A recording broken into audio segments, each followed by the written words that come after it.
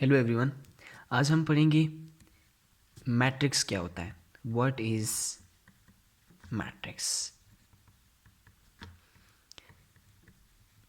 Matrix हमारे पास ये होता है कि जब हम नंबर्स को रोज़ और कॉलम्स की फॉर्म में अरेंज करते हैं, इसको हम बोलते हैं मैट्रिक्स। तो सवाल यहाँ पे ये बनता है, क्या सिर्फ नंबर्स को ही जब हम रोज़ और कॉलम्स की फॉर्म में अरेंज करेंगे तो उसे हम मैट्रिक्स बोलेंगे? क्या ऐसा नहीं हो सकता कि कोई कैरेक्टर जो हैं तो उसको रोज़ और कॉलम्स की फॉर्म में अरेंज करें तो वो मैट्रिक्स नहीं कह सकते? हम उसको कह सकते हैं भाई, लेकिन वो जो मैट्रिक्स होगी वो हमारे पास करैक्टर मैट्रिक्स होगी। वो हमारे पास कौन सी मैट्रिक्स होगी? करैक्टर मैट्रिक्स होगी। करैक्टर मैट्रिक्स का ये मतलब है कि जब हम करैक्टर्स को रोज़ और कॉलम्स की फॉर्म में अरेंज करेंगे तो उसे हम करैक्टर मैट्रिक्स बोलेंगे। मेरे कहने का मतलब ये है कि आपके पास ये ए एक करैक्टर है, ठीक है, और आपके पास बी भी एक करैक्टर है, और आपके पास सी भी एक करैक्टर है, और आपके पास डी भी एक करैक्टर है। अब देखिए, मैंने इस करैक्टर्स को किसकी फॉर्म में अरेंज किया है? रोज़ की फॉर्म में अरेंज किया है और कॉलम्स की फॉर्म में अरेंज किया है, तो इसको हम बोलते हैं करैक्टर मैट्रिक्स। अब ये करैक्टर मैट्रिक्स है और ये कौन सी मैट्रिक्स है? इसको हम बोलते हैं नंबर मैट्रिक्स। और मेनली हम इस पे फोकस करेंगे, ठीक है। इन सब पे कर सकते हैं लेकिन मेनली हमारा फोकस इस पे होगा, ठीक है, इस चैप्टर में, मैट्रिक्स वाले चैप्टर में।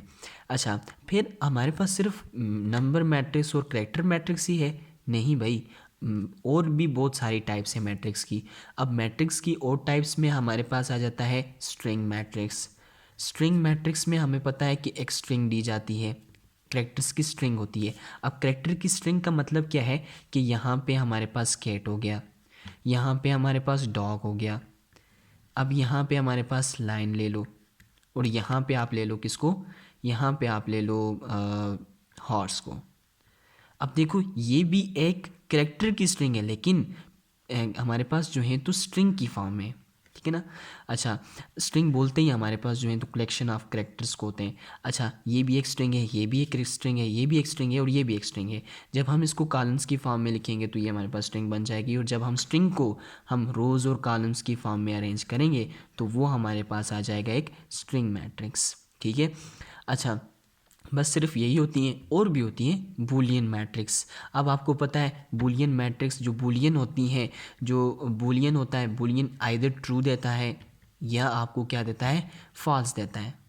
आइदर ट्रू या फॉल्स देता है।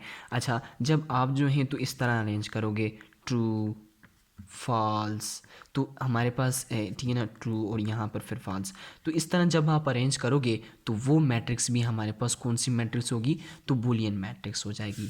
तो इससे हम यहाँ से ये कंक्लूजन निकालते हैं कि जो मैट्रिक्स होता है वो क्या होता है? मैट्रिक्स में हम नंबर्स को, करैक्टर्स को, स्ट्रिंग्स को, बूलियंस को, कि जब भी हम इन सब चीज़ों को या किसी भी एक चीज़ को नंबर ऑफ़ रोज़ और कॉलम्स की फॉर्म में जब